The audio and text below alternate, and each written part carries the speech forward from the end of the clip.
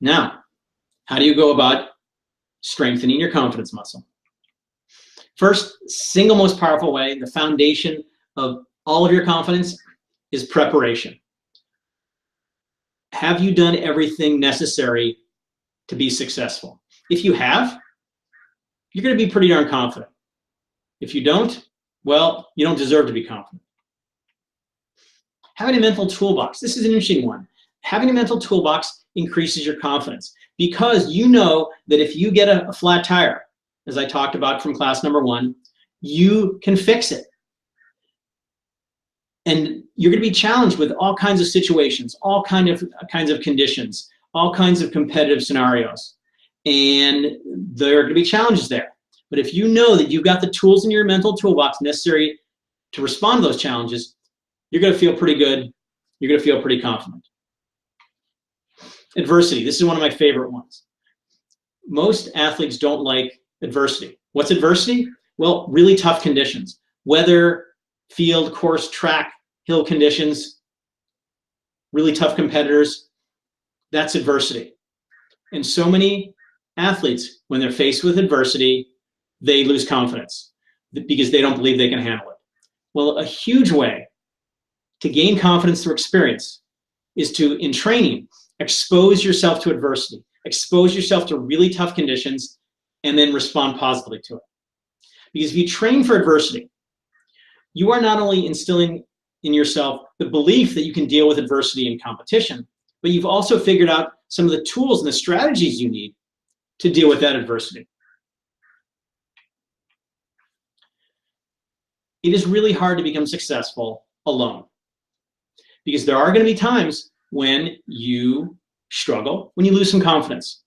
So it's so helpful to have a social support team, family, friends, teammates, coaches who, when you're down, can put their arm around you, give you a pat on the back and say, I believe in you. I know you can do it. So in a way, what you do is you borrow their confidence and use it until you get your confidence back. Or you get their confidence and that builds your confidence from where it already is.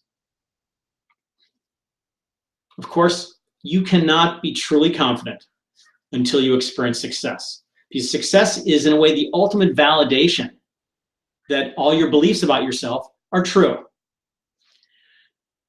Problem is that I hear a number of, often from athletes, they'll say, especially ones who aren't very confident, they say, well, I just need a good result.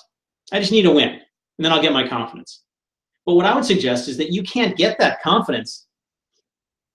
You can't get that victory, that success, without confidence. But nonetheless, you need success. But when I talk about success, I don't mean the big victory. You can only get that if you really believe in yourself. What I'm talking about are the little victories, the little successes that you can have every day. Every time you leave the gym and you got stronger and had a really good workout.